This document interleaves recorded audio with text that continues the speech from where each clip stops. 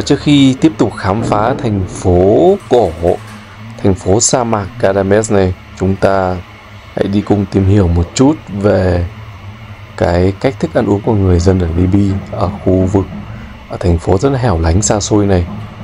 Đây là một cái quán cà phê. Mặc dù ở đây là thành phố rất là xa xôi hẻo lánh, tuy nhiên các bạn có thể thấy tìm những quán cà phê khá là đẹp mắt và khang trang như thế này. Dụ anh bạn này có một cái máy cà phê rất là hiện đại, có thể làm ra nhiều loại cà phê khác nhau.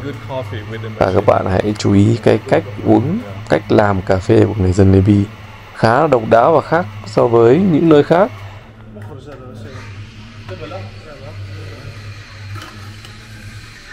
Đây là loại cà phê phổ biến mà người dân Libya thường uống vào buổi sáng. Cà phê cũng là một thức uống rất là phổ biến ở đây, mặc dù Libya không phải là quốc gia sản xuất cà phê nhiều.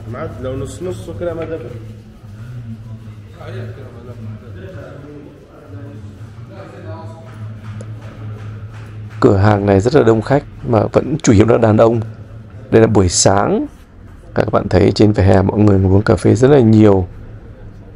Có thể đây là một cái văn hóa cà phê ở đây. Tụm năm tụm ba uống cà phê rất là vui vẻ, rất là nhiều. Họ trò chuyện tán gẫu.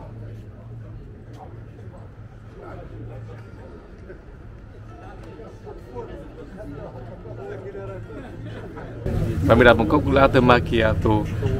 Cái loại cà phê đó thực ra là một loại cà phê sữa, có thể tạm gọi là cà phê sữa.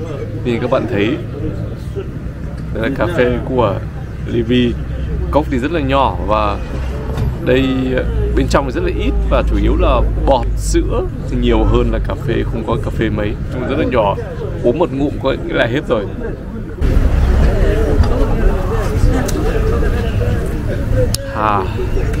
Cũng rất là nặng, cà phê rất là nặng, giống cà phê espresso thì hơn. Chắc các bạn nào sành cà phê thì sẽ biết. Là một điều rất đặc biệt. Mỗi nước đều có một loại cà phê khác nhau, mặc dù là cà phê ở đâu hạt giống nhau cả, nhưng mà cách làm hoàn toàn khác nhau.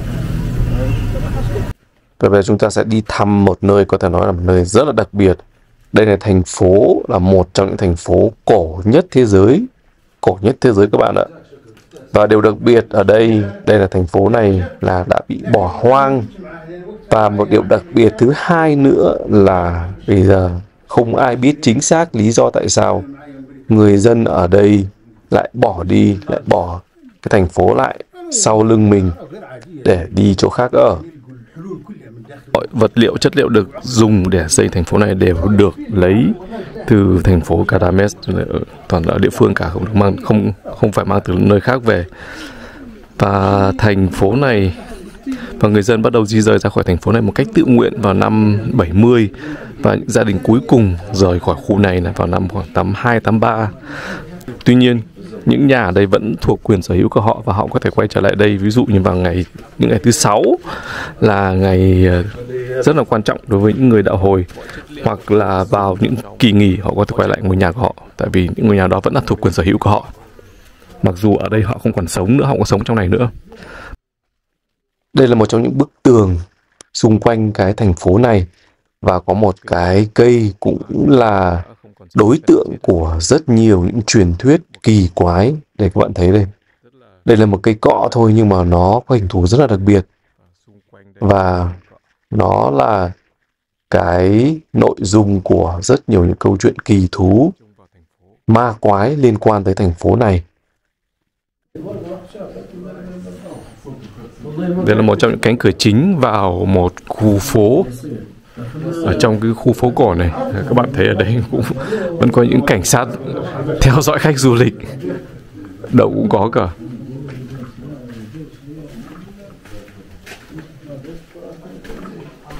Đây những con có thể gọi là con ngõ. Hai bên là những ngôi nhà. Quả thực là một khu phố cổ, một thành phố rất là kỳ lạ, độc đáo.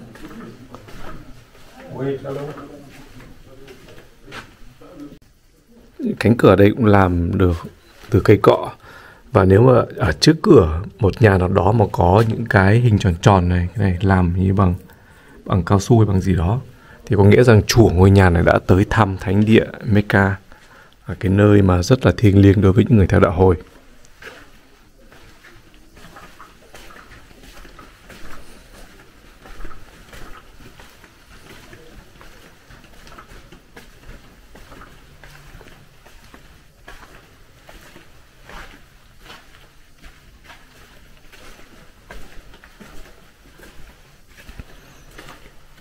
Ngõ này khá tối tăm và sâu.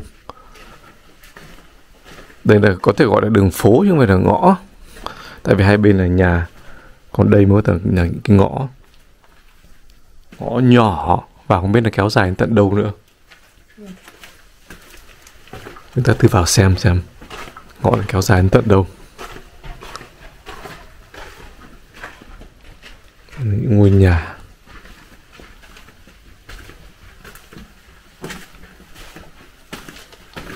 Đây ngõ này thông nhau, thông sang một cái ngõ khác. Đây ngõ cụt. Bên trong này là nhà và hết. Còn đây là những khu mà người ta dùng làm cửa hàng bán đồ đạc. Chúng ta ở bên trong xem. Không có gì ở bên trong chỉ là hai cái giống như cái giường nho nhỏ hoặc là cái sạp.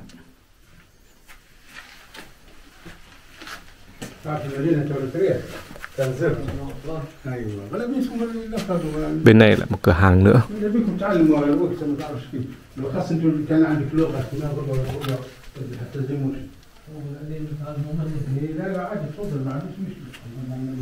Và con phố ở đây vẫn tiếp tục kéo dài. Không biết điểm dừng là ở đâu.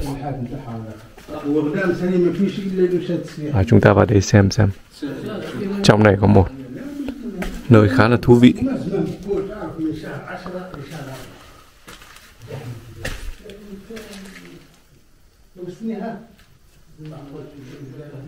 Đây là một ngôi nhà khác thôi, nhưng mà hai bên có một cái khu có thể là cầu nguyện hay làm gì đó.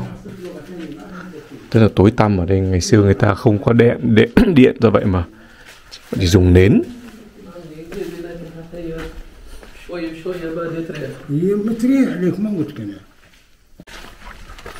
Tất cả bức tường họ chủ yếu là xây bằng đất tất cả.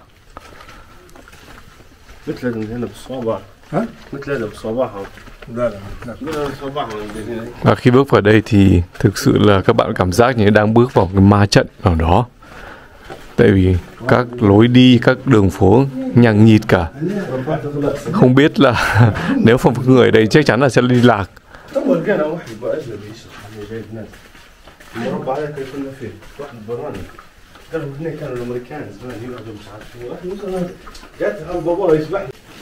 Đây có thể là nói là cái quảng trường, một nơi rất đặc biệt để họ tổ chức các nghi lễ, các buổi lễ, các ngày quan trọng.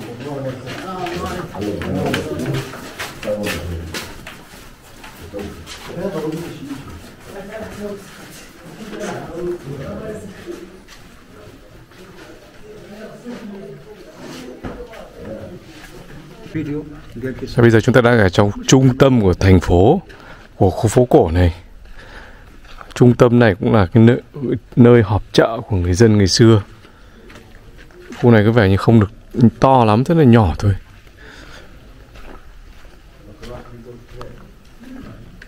Đây là cổng ra bên ngoài, ra những khu nhà.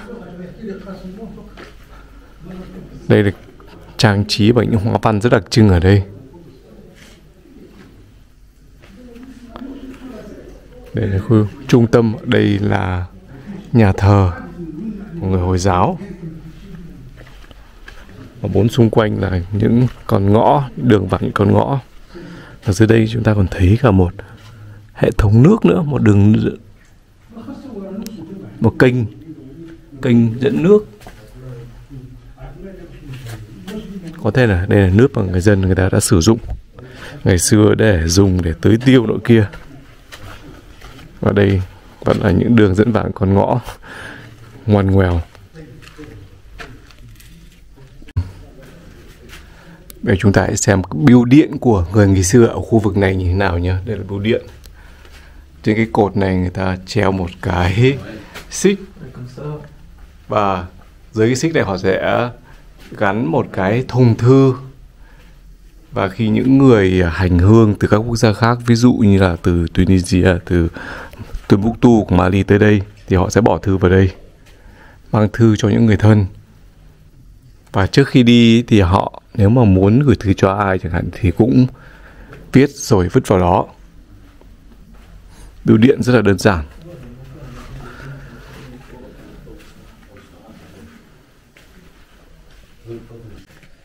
Chúng ta đang đứng trên cái chòi canh của cái khu phố cổ này ngày xưa. Và mỗi cái cổng vào sẽ có một cái chòi canh. Chỉ những người dân ở đây mới được vào thôi, chứ không phải bất kỳ ai cũng được vào cả. Và vào buổi đêm ấy thì họ sẽ đóng cái cửa này vào, không cho ai vào cả. Đây là quang cảnh 4 xung quanh cái chòi canh này. Dưới đây những bức tường cổng vào cái khu phố đó. Và 4 xung quanh toàn là những cây trà là và cây cọ.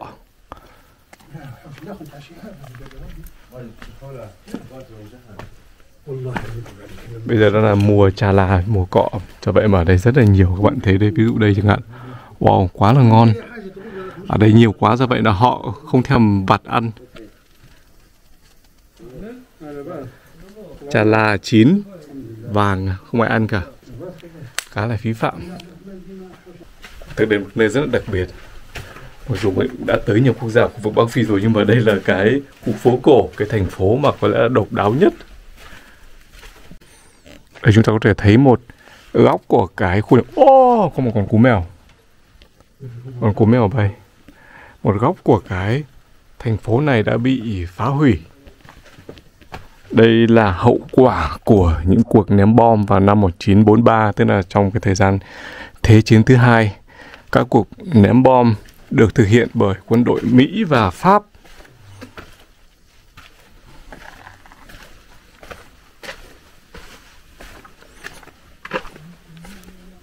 Đây là thông tin về cuộc không kích của Mỹ và Pháp diễn ra vào thứ Hai ngày 11 tháng 1 năm 1943 ở thành phố này.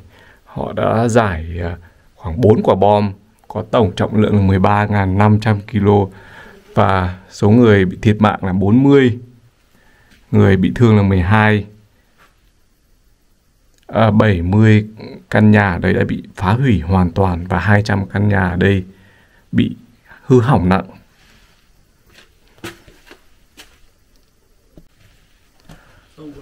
Và cái khu phố cổ này còn có một cái quận ở dưới lòng đất nữa. Và chúng ta sẽ vào đây thăm. Cũng rất là tối tăm.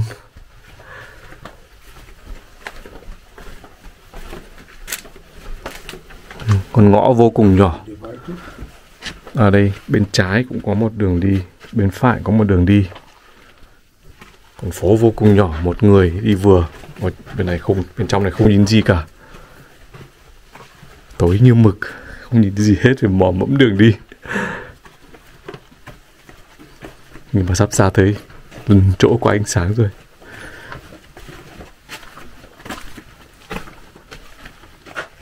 Các bạn có thể tưởng tượng là ở trong này có một cái con ngõ nữa.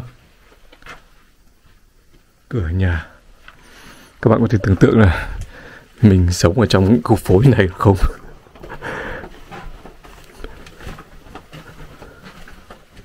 Nhưng mà dù gì thì cũng rất là ấn tượng với khu này.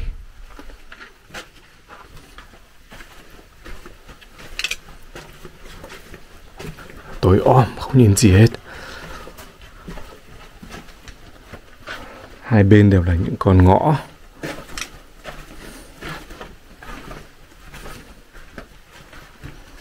Wow.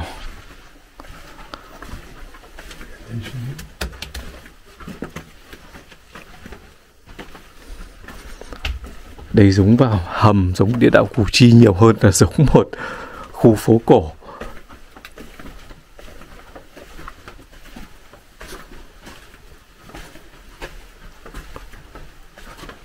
Ở đây có thêm nhiều ánh sáng rồi, nhưng mà cũng sẽ lại tắt ngay.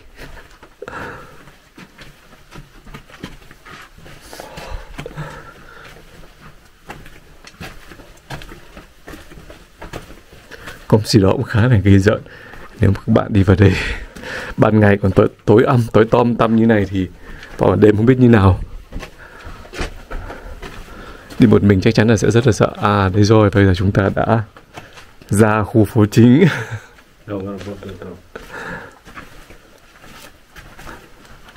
Đây là địa chỉ của lãnh sự quán Anh. Và rất đặc biệt là Anh là quốc gia duy nhất có lãnh sự quán ở đây. Không một quốc gia nào khác ngoài Anh có đại diện về ngoại giao ở khu vực này. Khu này bây giờ có vẻ như là khá xuống cấp rồi. Họ phải chống những cái cột này cho đỡ bị đổ.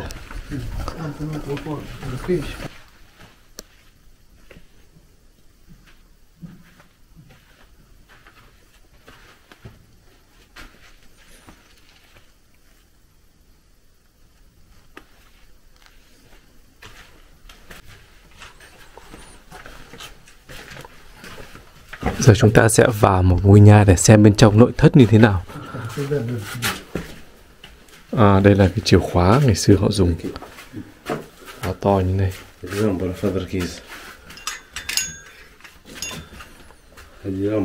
Đây là bên trong nội thất của một ngôi nhà mà còn được giữ, được bảo trì khá là tốt. This is mortar for crushing the barley and the wheat, and they make it by the olive tree.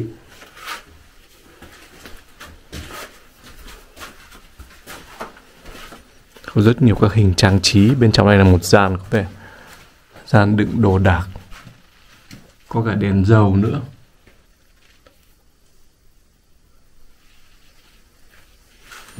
Các dụng cụ dùng để mài ngũ cốc. Trên đây còn the second floor. Bây giờ chúng ta sẽ lên tầng 2 để tìm hiểu xem ở mỗi nhà này có 3 tầng. Đây là tầng 2. Cửa sổ. Đây còn có những cái rãnh họ làm trong bức tường để đặt đồ. Và có một điều mình để ý là họ treo rất nhiều gương. Đây có vẻ như là cửa sổ nữa. Và trang trí rất là sặc sỡ. Đây là một căn nhà nguyên bản chứ không phải là căn nhà mà được xây dựng lên hoặc là được trang trí cho khách du lịch. Rất là đẹp. Ở dưới này là những cái ngăn để chứa đồ. Bên trong vẫn còn rất nhiều đồ đạc.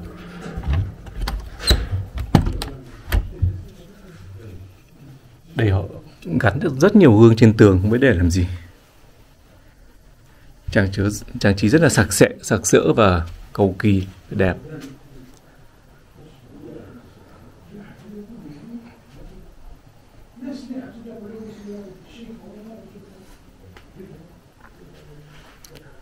Còn bên trong này là những phòng ngủ.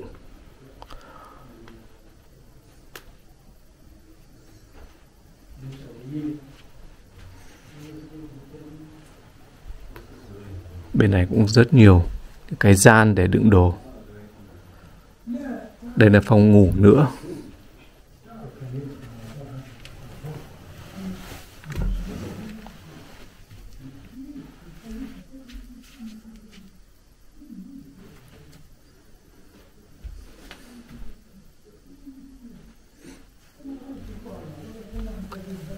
Và chưa hết, trên này còn một tầng nữa. Và bây giờ chúng ta cũng sẽ lên cái tầng 3, tầng cao nhất ở đây để khám phá xem. Và tất cả các khu nhà ở trong cái khu phố cổ này đều có thiết kế giống nhau, đều có 3 tầng như thế này. Có thể là trang trí hoặc là diện tích có thể khác nhau một chút, nhưng mà về mặt kiến trúc và xây dựng thì là hoàn toàn giống nhau. Đây chúng ta đang ở trên tầng 3. Tầng 3 này có gì? Này có một cái gian rất là nhỏ. Và các bạn có biết không, điều đặc biệt của cái tầng 3 này đó là đây là tầng dành riêng cho phụ nữ. Đàn ông không được lên tầng 3 này, chỉ có phụ nữ thôi. Phụ nữ là ở đây họ nấu nướng. Đây là cái nhà nguyên bản. Đây đã từng là cái khu bếp phụ nữ ở để nấu nướng. Họ nấu nướng và làm công việc của phụ nữ ở đây.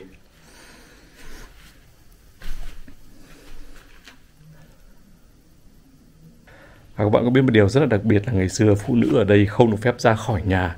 Họ phải ở trong nhà làm công việc của phụ nữ.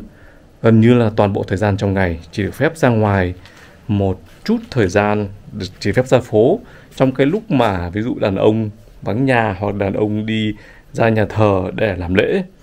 Và khi muốn gặp nhau ấy thì những người phụ nữ không được phép đi qua cái lối cổng chính để xuống phố, mà họ phải đi trèo qua cái mái nhà như mình đang làm bây giờ này, từ nhà này sang nhà khác, sang nhà hàng xóm để gặp gỡ bạn bè. Và bây giờ chúng ta sẽ trèo lên đây, trèo lên cái nóc nhà này để ngắm một chút toàn bộ cái khu phố cổ rất đặc biệt ở đây. Chúng ta hãy ngắm nhìn xung quanh. Để mái nhà của các khu phố ở đây, bạn thấy mái nào cũng giống nhau cả. Có 4 cái đầu nhọn dơ lên.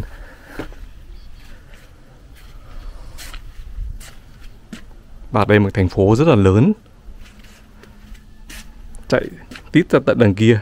Và toàn bộ khu phố này hiện nay đã gần như bỏ hoang.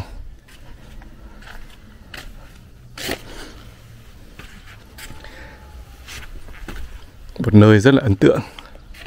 Và một trong những truyền thuyết mà người ta thêu dệt về cái thành phố này đó là đây là một thành phố bị ma làm. Do vậy mà về đêm ở đây thường có rất nhiều những con ma, những linh hồn đi lại xung quanh đây. Do vậy mà làm người dân đây sợ quá, họ phải bỏ cái khu phố cổ này ra đi. Một cái thành phố rất đặc biệt mà bị bỏ hoang như này, gần như bỏ hoang như này, thì đương nhiên là cũng là cái cơ sở để người ta theo dệt rất nhiều những câu chuyện về ma quái rùng rợn. Vì chúng ta sẽ hỏi một số người ở đây xem thực hư thế nào. Well, I've heard that the real reason why the people left the city was because it was a haunted city, and people saw ghosts wandering around at night, so they were very scared and they left the city. It is true? And sometimes if there is something strange, I don't know. Something strange happened. Strange happened for one people, and he said it is general. Okay. There is many things that is strange. Sometimes I found it only one time or two.